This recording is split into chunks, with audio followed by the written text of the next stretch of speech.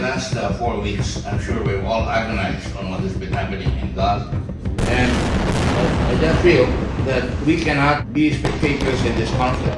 I know it's a very complicated problem, but we cannot be outside of the arena of decision making. We have earned the right, because of 160 years of having suffering humanity, to be on the table of decision making insofar as humanitarian effort. I'm not asking us to take sides. If we do take sides, if we debate within the organization, we will destroy our organization. We are not designed for that. We are designed to help alleviate human suffering, and we have been doing that wonderfully well. Thousands of volunteers, millions of volunteers have had a track record of excellence in intervention during times of crisis. And today is no exception. That is why on November the 4th, I felt that we've seen enough. I was worried. I've been on the board of the Red Cross for 2 terms. And the Philippines is no stranger to disasters. All the time when there's a disaster, we do as we have all been taught, to assess what is our responsibility. And today, our responsibility is simple. Not to debate, but to find out how best we can help the suffering people of Gaza. Children are dying, women are dying, people are sick not only of injuries from war, but they're sick of cancer. And where are we? Where are we? Andy Donat, many years ago, stepped off his carriage when he saw carnage occurring in Solferino. He didn't have anybody to tell him, hey, you gotta intervene. He went down and recruited on the spot volunteers and mobilized them. And in the process, mobilized the whole world into the greatest humanitarian organization that has ever been invented. But what we do know is we can gather our forces together, mobilize the resources of our countries and our people, our volunteers. That is why I wrote Jagan Sapagan a letter on November the 4th. And I said that the way things are going, you probably need 5,000 beds in Gaza, not in Egypt, not anywhere else, but 5,000 beds in Gaza, and away from the battlegrounds of hospitals that are being accused of being shields to protect one of the combatants. And that's what immediately I said we must do. And then on November the 7th, when we had a meeting with the Red Cross on Zoom, I said, what are we doing? What are we waiting for? We have to step in and find out how best we can. I ask all of you here, in all the wars of the world, did we have to ask permission to get in? The only thing holding us back is that we already have casualties. Maganda with the Dome, we have casualties in the Palestinian Red Crescent already. Our ambulances have been attacked. I don't know who attacked them, but nonetheless, we have casualties.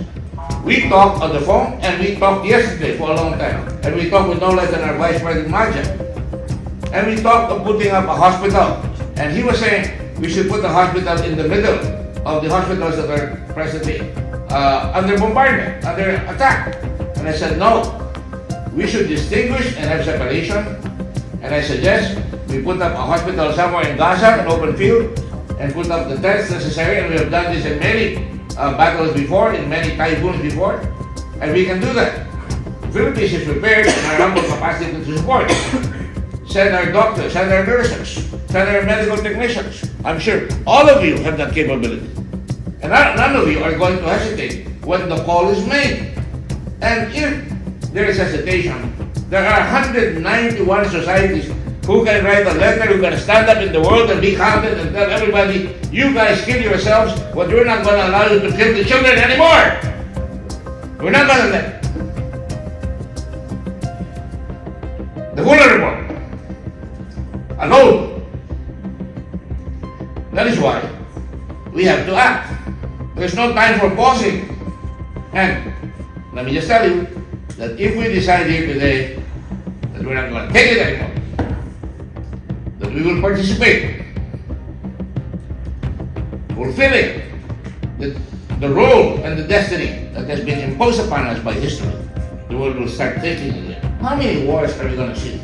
You know, we can go back to the Holocaust and say, oh, that's past. We can go back to the worst World War II, World War I, and everything. You know, the war to end all the wars. But we never learned. And only the Red Cross has been there for those who lost their passports. We issued passports to them, and it was respected.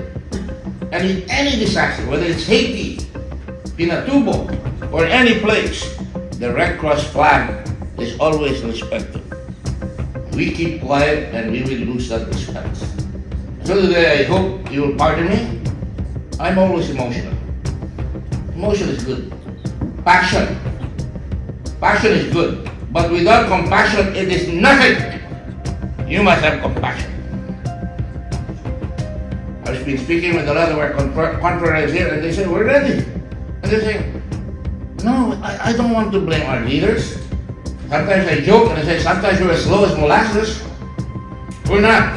Once we act, we keep talking about the power of humanity. Remember that. We are the power of humanity. We keep talking of changing lives, saving lives, changing minds. Are these empty slogans? We have to change the minds of these combatants. We have to change the minds of our people here. So we can save lives. And so, Mr. Chairman, thank you for giving me this opportunity. I really wanted to say this, and on that note, Thank you, Chairman Gordon. thank you very much.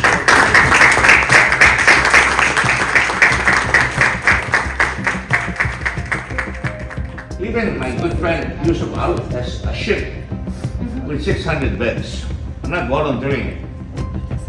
But the whole Federation, the whole ICRC can put up a ship there, and we don't need anybody's permission to do that. And we've done that before. We can put up a ship on the coastline. You know, we can bring in ferry boats. And I bet you, Israel or any of the other guys are going to be one to try and stop that, because we're bringing in women and children. That's all I have to say, President. We keep talking about access. Let's put our money where our mouth is, and the Philippines is ready to support.